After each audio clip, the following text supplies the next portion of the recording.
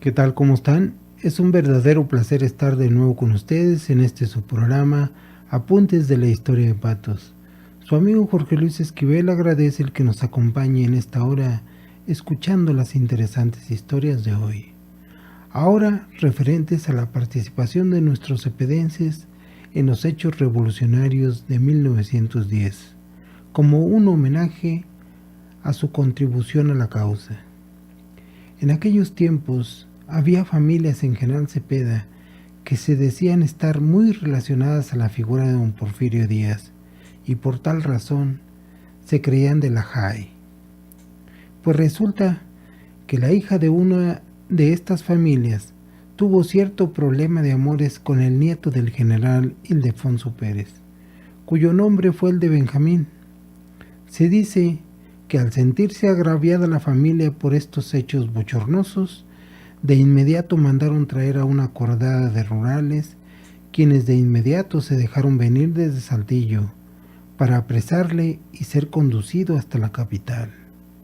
Y así lo hicieron, llevándoselo a pie y atado de los dedos pulgares, tirando de estos a caballo hasta Saltillo, donde solo por el hecho de haberse sentido ultrajados en el honor, le dieron la pena capital y este es fusilado en el Panteón de Santiago.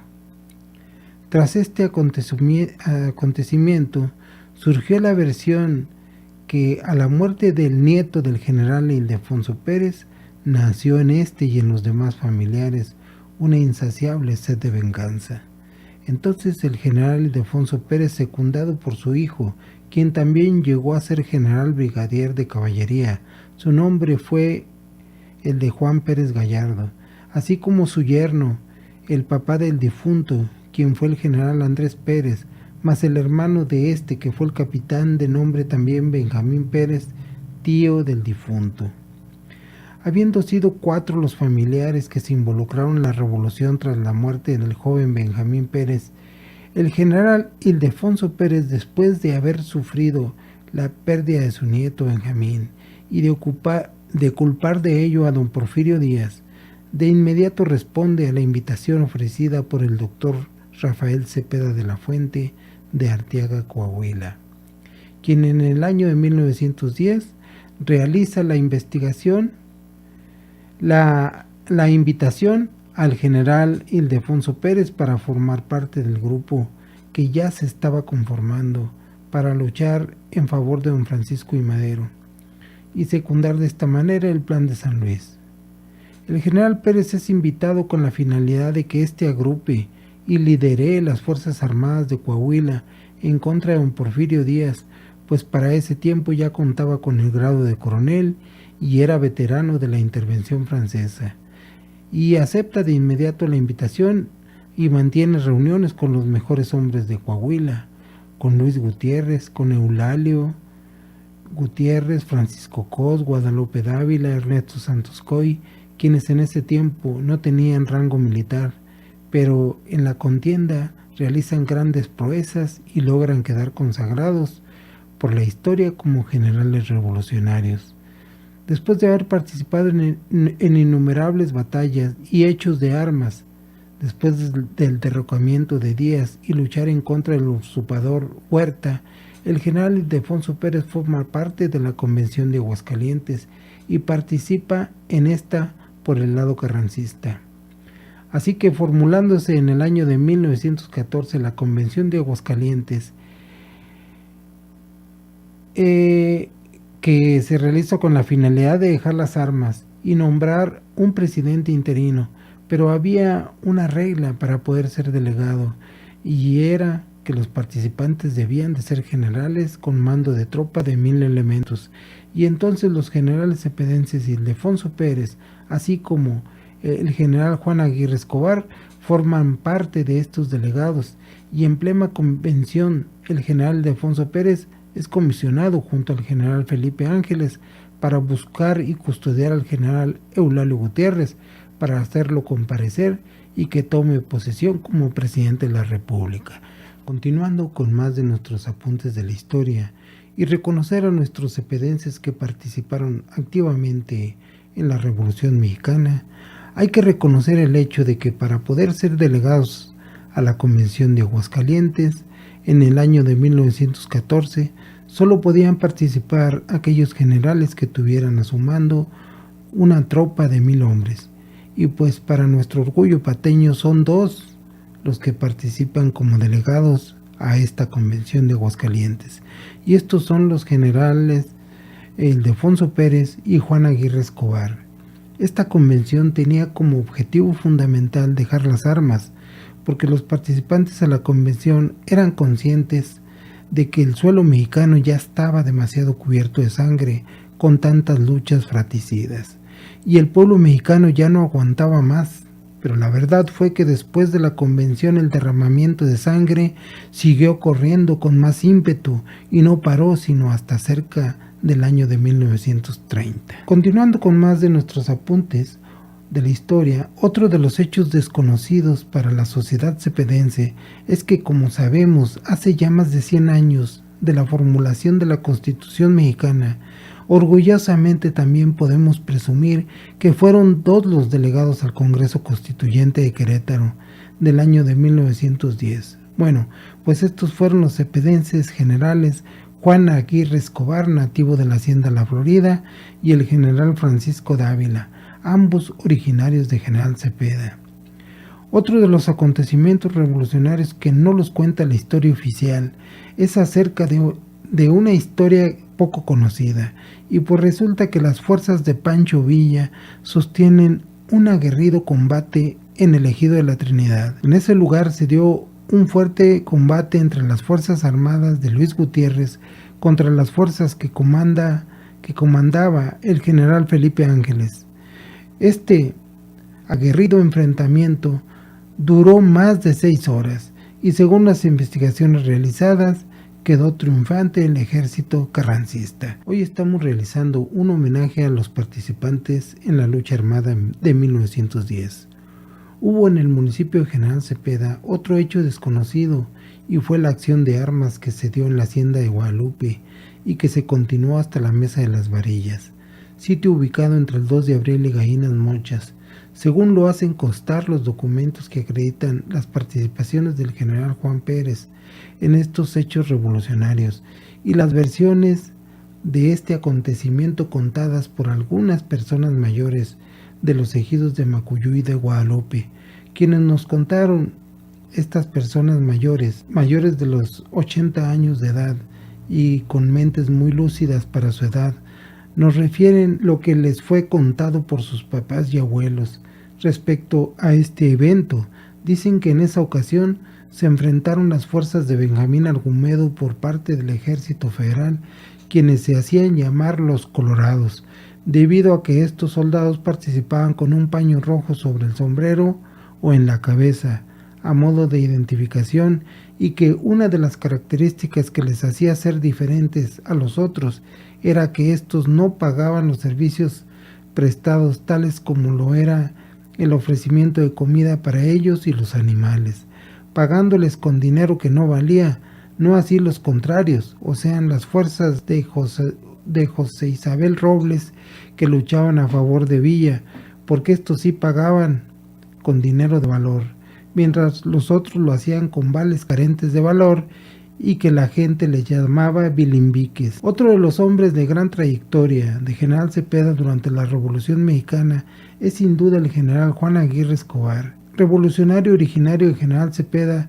con una enorme trayectoria militar que le avalan sus superiores por ser nombrado diputado constituyente de Querétaro por el estado de Zacatecas para la conformación de la Constitución de 1917, y que fuera el resultado de la Revolución de 1910, siendo de importancia señalar que esta Constitución, cuya impresión fue un ejemplo de modelo para la legislación internacional, porque en el trabajo constituyente se incluyeron los derechos sociales en su marco normativo fundamental, así como lo fueron el derecho a la educación, al trabajo, a la vivienda, a la libertad de expresión y el derecho al amparo. Acabar con la desigualdad y tener un gobierno democrático basado en leyes justas. Inmediatamente después de haber participado como diputado constituyente, es electo diputado federal de la 28ª legislatura de 1917 a 1918 y muere en el estado de Querétaro, en donde también es sepultado en el Panteón Municipal el 14 de agosto de 1954. Continuando con más acerca de la Revolución Mexicana y que involucró a valientes cepedenses, consideramos también como uno más de los distinguidos militares cepedenses, aunque este no nació aquí, pero aquí vivió después de la Revolución y por lo tanto también es considerado originario de General Cepeda. Este personaje fue el coronel Joaquín Rodríguez o el doctor Saliva. Después de haber entablado pláticas con los precursores revolucionarios coahuilenses como Francisco Cosi, Gustavo Madero y Castro, y habiendo aceptado la invitación de unirse a la causa revolucionaria, le es encomendado el encargo de que aceptara ser el comisionado de ir por las armas a la frontera, y este acepta gustoso, pero antes de hacerlo acude a solicitar apoyo de sus amigos que radicaban en General Cepeda, y para su sorpresa, algunos de ellos se encuentran encerrados presos por el solo delito de faltas al patrón. Así que de inmediato se dirige a la prisión y armado amaga a los celadores y saca a todos los presos, no sin antes dejar sin armas a la corporación policíaca. Tiran balazos y huyen gritando ¡arriba la revolución! Ya en el año de 1920 fue cuando aconteció la muerte del general Ildefonso Pérez, y les diré que cuando se efectuó el crimen del general, este acontecimiento sucedió desde los portales a la casa frente de Don Chilo del Bosque. Hubo personas que vieron lo ocurrido y pues estos estaban en la tienda propiedad de Don Adolfo López, ahora de Nino del Bosque, y decían que los traidores soldados le disparaban desde los portales. Pero afortunadamente los agresores del general y su nieto fueron aprehendidos y llevados todos al Panteón de Santa Ana, en donde ese sitio les sirvió de paredón. Ahí los llevaron a todos para fusilarlos, pero hubo una excepción porque uno de los agresores hizo trampa, pues le pidió al pelotón que le cumpliera su último deseo, y estos aceptaron y le pidieron que cuál era su deseo. Este les dijo que quería ser fusilado montado en su caballo. Y estos aceptaron, diciéndole súbase y acomódese aquí. Le señalaron dónde debía de pararse. Pero el otro, en cuanto vio montado sobre el caballo, emprende la huida fugaz e inesperada y se va al norte, en donde vive en el destierro hasta los últimos años de su vida. Cuando ocurrió la muerte del general Ildefonso Pérez, este se encontraba plácidamente sentado en una mecedora fuera de su casa, fumando su aromático puro cuando empezó la tronadera de Mauseres desde los portales, en donde se encontraron los soldados agresores. Este cayó fulminado bajo la metralla de innumerables balazos que le propiciaron la muerte. Se decía que cayó muerto portando su pistola reglamentaria, y al instante sale en su defensa su nieto, el teniente Poncho Pérez, y cae malherido, pero desafortunadamente su abuelo ya había muerto y nada pudo hacerse por en la defensa de su abuelo. Un homenaje a los cepedenses involucrados en la lucha armada de 1910. Ahora hablaremos del general Juan Pérez Gallardo, hijo del general Ildefonso Pérez y de la señora Francisco Gallardo, que nació en la villa de Patos el 11 de abril de 1884. El general Juan Pérez Gallardo se incorpora a las actividades revolucionarias en apoyo al Plan de San Luis en favor de don Francisco I. Madero el 10 de marzo de 1911, quedando a las órdenes del doctor Rafael Cepeda y ocupando el cargo como teniente de caballería. Y de inmediato participa en diferentes combates contra las fuerzas del gobierno federal. Forma parte de la segunda zona local revolucionaria. Su primer combate lo realiza en las sierras de Guariche, localidad que se ubica entre General Cepeda y Parras. Este combate se realizó el 21 de marzo a las 11 de la mañana y posteriormente el 21 de abril participa en la toma de la plaza de Concepción del Oro, Zacatecas. Este combate tiene una duración de 3 horas. Luego, el 27 de mayo de 1911, participa en la toma de la plaza de Saltillo, contra las fuerzas federales de Porfirio Díaz. Luego, posterior a este combate, recibe el 30 de marzo el nombramiento de teniente de caballería. Posteriormente, el 30 de julio de 1911, toma el cargo de cabo segundo de Rurales, quedando incorporado hasta el 13 de octubre de 1911 bajo las órdenes de su padre, el general Ildefonso Pérez. Posteriormente, el 13 de octubre al 24 de noviembre de 1911, pide licencia y de nuevo se incorpora al movimiento revolucionario el 25 de noviembre de 1911. Y es entonces cuando es nombrado capitán primero de caballería, quedando incorporado de nuevo en el ejército revolucionario y participa con las fuerzas auxiliares que organiza el entonces gobernador de Coahuila, don Venustiano Carranza, quedando a las órdenes otra vez de nuevo bajo las órdenes de su papá, el general Ildefonso Pérez, hasta el 31 de diciembre de 1912. Luego de ahí se dirige a su pueblo General Cepeda, de donde sale rumbo a San Luis Potosí a mediados de enero de 1913, para entrevistarse con el general Luis Gutiérrez, quien lo manda a quedar comisionado en la penitenciaría del Distrito Federal.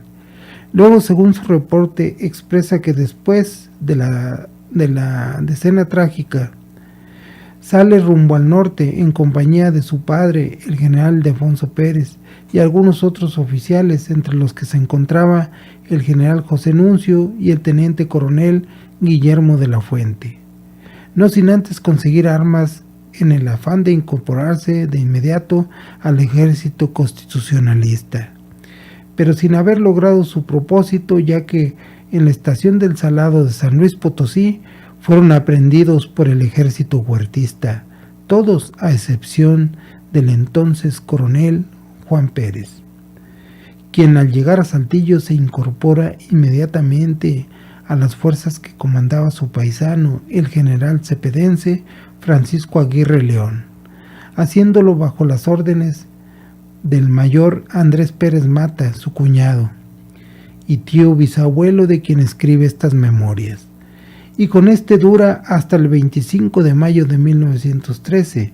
Posteriormente a esa fecha, ahora se incorpora a las Fuerzas Armadas de su padre, el general Ildefonso Pérez, hasta el 19 de agosto de 1913. Continuando con más de nuestros apuntes de la historia referentes a la Revolución Mexicana. El 9 de julio de 1913, estamos hablando del general Juan Pérez Gallardo. El 9 de julio de 1913 participa en el combate realizado en Estación Venegas contra las fuerzas huertistas, hecho que tuvo una duración de 2 horas. El 21 de septiembre de 1913 participa en el combate librado en Tizoc, Coahuila, contra las fuerzas del general Benjamín Argumedo, haciéndolos correr y dejar pertrechos. El 25 de septiembre sostienen otro combate en la Estación Venus con una duración de 2 horas. En La Pastora, Coahuila, el 9 de octubre participa en otro combate con una duración de 2 horas. El 20 de noviembre participa en un combate realizado en la Hacienda de Guadalupe de General Cepeda contra las Fuerzas Armadas de Argumedo, en donde se les siguió luchando con los supervivientes hasta la Mesa de las Varillas, lugar cercano a Gallinas Mochas, y 2 de abril. Según las versiones de este acontecimiento contadas por don Pedro, originario del ejido de Macuyú, de acuerdo a la entrevista realizada a esta persona, quien hoy cuenta con edad de 81 años, nos refiere que le fue contado por su papá respecto a este evento.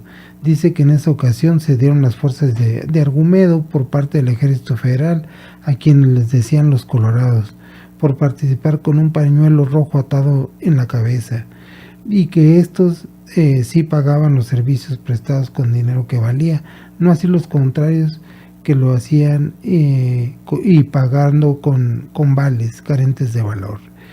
El 25 de noviembre participa en el ataque a los trenes de Estación de Carneros, en donde se prolonga la batalla durante 10 horas. El 20 de diciembre participa en la toma de un tren militar de la estación de Boquilla, San Luis Potosí, cuyo combate solo duró 3 horas. Luego, el 24 de diciembre participa en la toma del tren militar de las fuerzas federales en la estación de Charcas, San Luis Potosí. El 27 de diciembre participa en la toma de la hacienda de Espíritu Santo en Zacatecas con duración de 3 horas. Para ese entonces ya tiene el grado de coronel de caballería, participando en las fuerzas del 2º Batallón del Centro, bajo las órdenes al mando del general Luis Gutiérrez, y posteriormente lo hace al mando del general Eulalio Gutiérrez. El 30 de diciembre de 1913 obtiene el nombramiento de mayor de caballería, y el 31 de diciembre de 1913 participa en la toma de trenes de las estaciones de Venado y Moctezuma durante 3 horas que dura el combate, y es a partir de entonces que se incorpora a las fuerzas del general Luis Gutiérrez por un lapso de 1 año y 8 meses, 7 días, hasta el 30 de agosto de 1914. Posteriormente, el 11 de mayo al 6 de octubre, toma cargo como jefe del regimiento Acuña de la brigada Ildefonso Pérez, habiendo obtenido el 3 de octubre el cargo de teniente coronel de caballería. El 17 de enero de 1914 participa en la toma de la plaza de Matehuala contra las fuerzas militares del coronel Hernández y Adolfo del Castillo. El 19 de enero de 1914 participa en la toma de Concepción del Oro, Zacatecas, contra las fuerzas huertistas al mando del mayor Velasco. El 3 de febrero de 1914 participa en un tiroteo en la estación de Sauceda, Coahuila, contra fuerzas militares. El 17 de marzo participa en un tiroteo en el lugar denominado Piedra Colorada. El 18 de marzo participa en otro tiroteo realizado en la estación de Hipólito, Coahuila, y el 25 de marzo participa en la toma de la hacienda de Guananí de San Luis Potosí contra las fuerzas comandadas por el general Enrique Pérez, quien murió en unión de su Estado Mayor en dicha acción. El 3 de abril de 1914 participa en el asalto y toma de Salina del Peñón Blanco, San Luis Potosí. Continuando con más sobre los acontecimientos revolucionarios en los que participa nuestra gente pateña, estamos hablando acerca de la vida y obra del general Juan Pérez. El 5 de abril de 1914 participa en un tiroteo efectuado en Venado y Colorado, San Luis Potosí. Y el 14 de abril participa en el asalto y toma del tren militar en la estación de Laguna Seca, San Luis Potosí, al mando del general Ángel García Conde. El 7 de mayo de 1914 participa en el tiroteo realizado en el lugar denominado Guadalupe del Carnicero, San Luis Potosí. El 9 de mayo de 1914 participa en un tiroteo de la estación Guatay, San Luis Potosí. El 6 de octubre de 1914 recibe el nombramiento de jefe de armas en General Cepeda por orden de su papá, el general Ildefonso Pérez. El 4 de enero de 1915 participa en la toma de la hacienda de la Trinidad, municipio de General Cepeda, en contra de las fuerzas de Francisco Villa, al mando del general Felipe Ángeles y de Raúl Madero, suscitándose un reñido combate con una duración de 6 horas. Así participa en diferentes acciones revolucionarias este hombre, actuando con las fuerzas de la Segunda División del Centro a las órdenes del general Luis Gutiérrez hasta el 31 de marzo de 1915.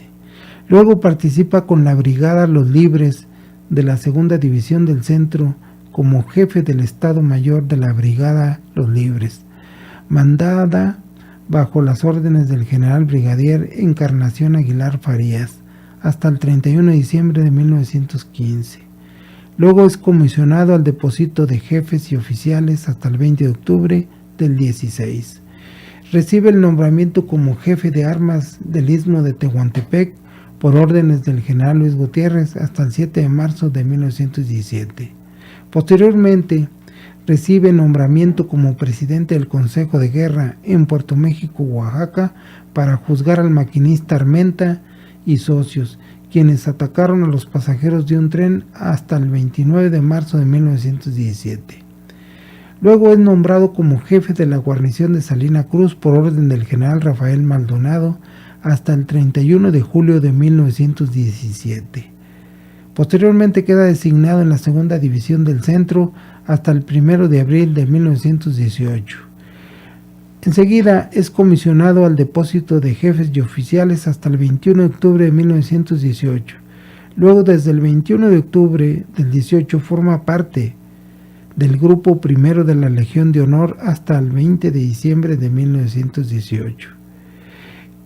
Posteriormente participa en la Academia de Jefes y Oficiales hasta el 21 de diciembre del 18. Luego, de nuevo es comisionado al depósito de jefes y oficiales hasta el 30 de marzo del 21. Posteriormente es comisionado el primero y segundo Regimiento Especial de Jefes y Oficiales hasta el 21 de mayo de 1922. En la tercera división, a las órdenes del general Joaquín Amaro, en la que posteriormente toma el nombre de la séptima Jefatura de Operaciones Militares hasta el 31 de diciembre del 24. Posteriormente forma parte de la Corporación de Jefes a disposición del Departamento de Caballería hasta el 31 de marzo de 1925. Comisionado como jefe de la guarnición de la Plaza de Manzanillo hasta el 31 de enero del 29. Luego es comisionado a la prisión militar de la misma plaza dependiendo del Departamento de Justicia hasta el 29 de marzo del 29. Luego es comisionado a la quinta Jefatura de Operaciones Militares hasta el 15 de septiembre del 29.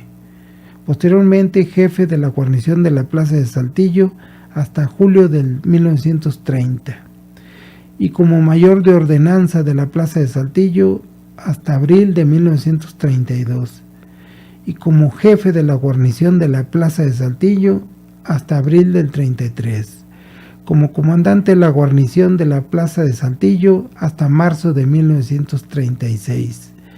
El general Juan Pérez en su primer matrimonio se casó con la señorita Concepción Aguirre León, hermana del general Francisco Aguirre León, familia cepedense, pero desafortunadamente queda viudo en la Ciudad de México en el año de 1920 y posteriormente se casa con la señorita Manuela Pérez Rodríguez, hija del señor Matías Pérez y de la señora Refugia Rodríguez de Pérez, siendo testigos de la boda el señor Abel Barragán, presidente municipal, y el profesor Rubén Moreira Cobos, maestro de instrucción primaria.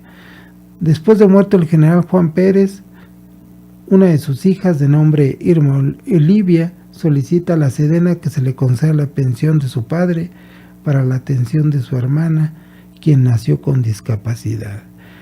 Ahora vamos a hablar acerca del general Fernando Dávila. Este nace en el poblado de General Cepeda en el año de 1886. Es hijo de don José Ángel Dávila y de doña Trinidad Cárdenas. Se incorpora a la revolución en la ciudad de Torreón, Coahuila, con el regimiento Los Carabineros de San Luis Potosí en el año de 1911, en donde militó hasta 1913. Es subalterno del general Ernesto Santos Coy durante la lucha contra Huerta. Luego se adhiere a las fuerzas revolucionarias con Francisco Cos, es capturado por don Victoriano Huerta y enviado a Cuba. Posteriormente regresa y se incorpora a las fuerzas constitucionalistas de Carranza, pero es perseguido y huye a los Estados Unidos. Regresa de nuevo y es comisionado a operar en el Estado Mayor Presidencial de don Eulalio Gutiérrez, con el grado de mayor al mando del mayor Federico Saucedo en 1913 a 1914. Luego de 1914 al 16 participa al frente de la Brigada Zaragoza con el cargo de coronel y participa con el general Pablo González en la toma de la Ciudad de México. Fungió como gobernador del estado de Guanajuato en 1816 a 1917 y al año siguiente es nombrado jefe de la guarnición de la Ciudad de México y posteriormente muere envenenado por sus enemigos políticos. Así que esto ha sido todo por hoy y agradecemos el que nos haya acompañado en esta hora escuchando las interesantes historias sobre la Revolución Mexicana en este su programa Apuntes de la Historia de Patos, y le invitamos a que nos siga acompañando de lunes a jueves a las 8 de la noche. Muchas gracias.